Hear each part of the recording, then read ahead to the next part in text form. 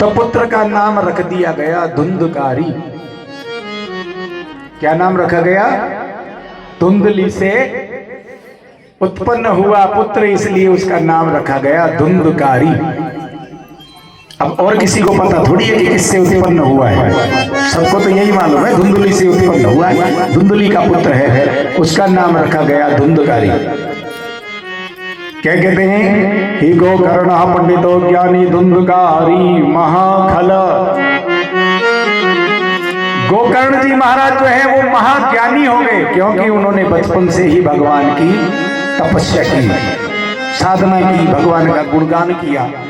तो गोकर्ण जी महाराज महाज्ञानी हो गए। और धुंधकारी बड़ी मुश्किल से हुआ था ना पुत्र,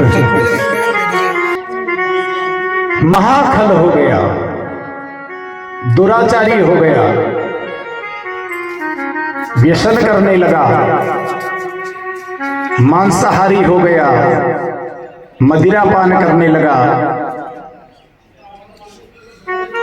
माता के पास आता, माता मुझे धन चाहिए, माता निकाल कर धन दे देती, ले जाता, जुआ खेलता, मदिरा पान करता, मांस का भक्षण करता।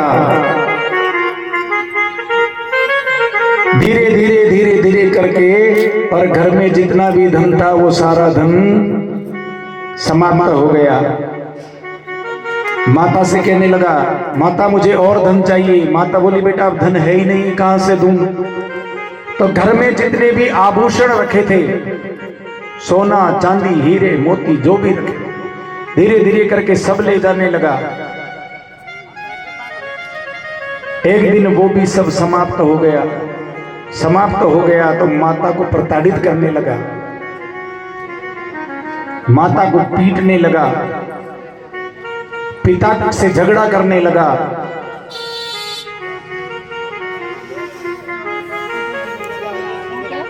दुखी होकर के आत्मदेव जी महाराज घर बार सब छोड़कर भगवान का गुणगान करने के लिए वन की ओर चले जाते हैं। इधर धुंधकारी पूरे नगर में भ्रमण करने लगा, चोरी करने लगा, डाका डालने लगा, मारपीट करने लगा, लूटपाट करने लगा, माता को प्रताड़ित करने लगा। एक दिन माता धुंधली भी अपने पुत्र को देखकर दुखी हो जाती है, एक कुएं में कूदकर अपनी जीवन लीला को समाप्त कर देती है। पिताजी वन में चले गए, माताजी कुएं में कूदकर मर गई। अब तो कोई कहने वाला ही नहीं, अब तो सब कुछ धुंधकारी हो गया। 4-5 वेश्याओं को अपने घर में ले आया, चोरी डाका लूटपाट करता, जुआ खेलता, वेश्याओं के साथ व्यभिचार करता। धीरे धीरे समय आया, वेश्याओं ने देखा कि इसके पास कुछ नहीं है, सब कुछ समाप्त हो चुका है।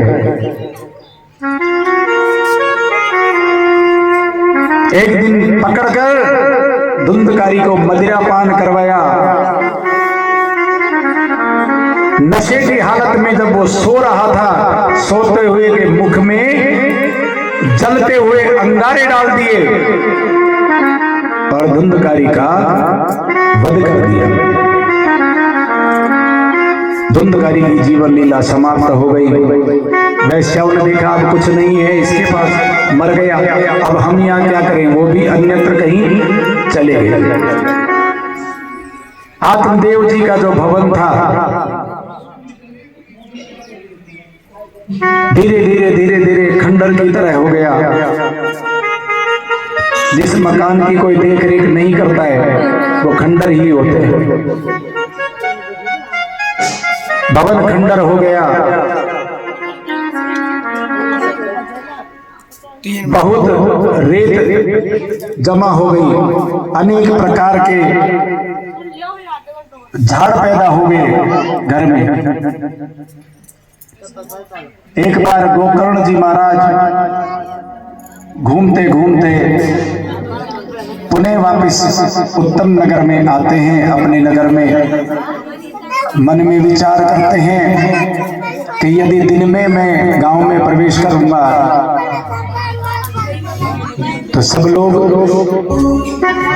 ये विचार करेंगे कि गोकर्ण आया है, मुझे घेर लेंगे, मेरी भक्ति में व्यवधान होगा। इसलिए रात्रि के समय नगर में प्रवेश करते हैं और सीधे आत्मदेव जी महाराज के भवन में आते हैं, क्योंकि उन्हें सूचना तो पहले मिली गई थी कि आत्मदेव जी वन की ओर तपस्या के लिए चले गए। माता धुंधली ने कुएं में कूदकर आत्महत्या कर ली और धुंधकारी का वेश्याओं ने वध कर दिया। सारे समाचार उन्हें प्राप्त हो गए थे पूर्व में ही, इसलिए सीधे आते हैं, आत्मदेव जी महाराज के भवन में जाते हैं, जाकर अपना आसन लगाते हैं, साफ सफाई करते हैं, आसन लगाकर और भगवान की भक्ति करना प्रारंभ करते हैं। जैसे ही गोकर्ण जी महाराज भगवान की भक्ति करना प्रारंभ करते हैं, अनेक प्रकार की ध्वनियां, अनेक प्रकार की आवाज उस भवन में से आती है। गोकर्ण जी महाराज मन में विचार करते हैं, ऐसा क्या इस भवन में है। भयभीत हो जाते हैं, कहते हैं कि ये भिन्न भिन्न प्रकार की आवाज करने वाले आप कौन हैं, कृपया करके अपना परिचय दें। धुंधकारी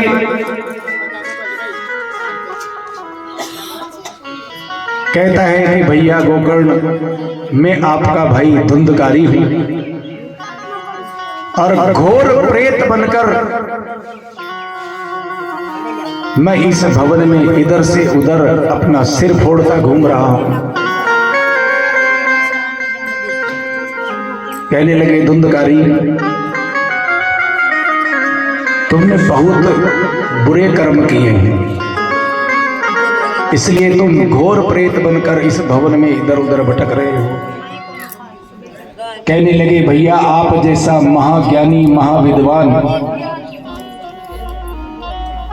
और उसका भाई घोर प्रेत बनकर इधर उधर भटक रहा है, कृपा करके ऐसा कोई उपाय कीजिए जिससे मुझे इस प्रेत योनि से मुक्ति मिल जाए, मेरी मोक्ष हो जाए। गोकर्ण जी महाराज मन में विचार करते हैं। प्रातःकाल होने पर पूरे ग्रामवासियों को, नगरवासियों को, सभी को सूचना करते हैं कि इस प्रकार से रात का सारा वृतांत सुनाते हैं कि इस भवन में मेरे भाई धुंधकारी प्रेत के रूप में इधर से उधर विचरण करते रहते हैं, इसलिए उनके मोक्ष के लिए कोई उपाय करना चाहिए। नगरवासियों के कहने पर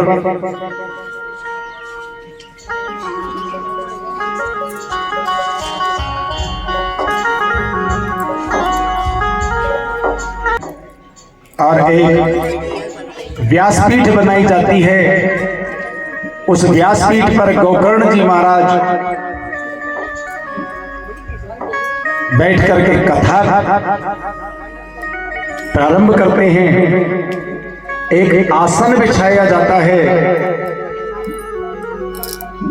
धुंधकारी का आह्वान किया जाता है कि धुंधकारी भैया, धुंधकारी आपके लिए ये आसन लगाया है, आप आकर इस आसन पर अपना स्थान लीजिए।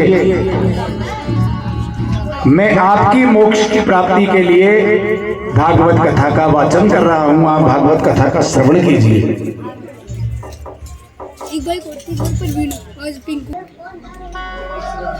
हवा के रूप में होता है, वायु के रूप में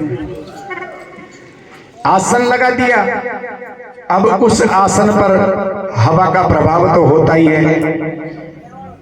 जैसे ही धुंधकारी आकर बैठता है, हवा उसे उड़ाकर ले जाती है। फिर कहता है महाराज, मैं तो हवा में बैठ ही नहीं पा रहा। तो वहां पर सप्त ग्रंथि का एक बांस लगाया जाता है। देखो हमने भी यहां लगा रखा है सप्त ग्रंथि, यानी 7 गांठ का, ग्रंथि का मतलब गांठ। अपनी भाषा में अपन उसको ये भी कहते हैं कि 7 पेड़ी का, संस्कृत में सप्त ग्रंथि कहते हैं, 7 गांठ कहते हैं। तो सप्त ग्रंथि का एक बांस लगाया गया। बांस ही क्यों लगाया गया? और भी तो कोई चीज रख सकते थे ना वहां। बांस इसलिए लगाया गया कि बांस के अंदर हवा का कोई प्रभाव नहीं होता है, इसलिए सप्त ग्रंथि का बांस वहां पर लगाया गया और कहा गया कि भैया धुंधकारी आप आकर इस बांस में बैठ जाइए और कथा का श्रवण कीजिए। धुंधकारी प्रेत रूप में आकर उस सप्त ग्रंथि के बांस में आकर बैठ जाते हैं। पहले दिन की कथा विश्राम होती है, पहली ग्रंथि फट जाती है। दूसरे दिन की कथा का विश्राम होता है, दूसरी ग्रंथि फट जाती है। तीसरे दिन की कथा का विश्राम होता है, तीसरी ग्रंथि फट जाती है। ऐसे प्रकार, इस प्रकार से 7वें दिन जब कथा का विश्राम होता है तो सप्त ग्रंथि, 7 ग्रंथियां पूरी खुल जाती हैं और धुंधकारी वहां पर प्रकट होता है। प्रकट होकर गोकर्ण जी महाराज को प्रणाम करता है, कहता है कि भैया आपकी कृपा से मुझे मोक्ष की प्राप्ति हुई है। भगवान के पार्षद दिव्य विमान लेकर मुझे लेने के लिए आए हैं। और धुंधकारी भगवान के पार्षदों के साथ दिव्य विमान में बैठकर भगवान के वैकुंठ धाम के लिए चले जाते हैं। इस प्रकार से एक घोर पापी प्रेत का भी भागवत श्रवण से उद्धार हुआ। ऐसा सूत जी महाराज स्वर्गाधिक 88,000 ऋषियों को बताते हैं। ऋषि पूछते हैं कि किस प्रकार से भागवत का श्रवण करना चाहिए, इसके नियम क्या क्या होते हैं, क्योंकि बिना नियम के यदि हम कोई भी काम करते हैं तो उसका कभी फल हमें प्राप्त नहीं होता। इसलिए पूछा कि महाराज नियम बताइए। इसके नियम बताया, वक्ता श्रेष्ठ होना चाहिए,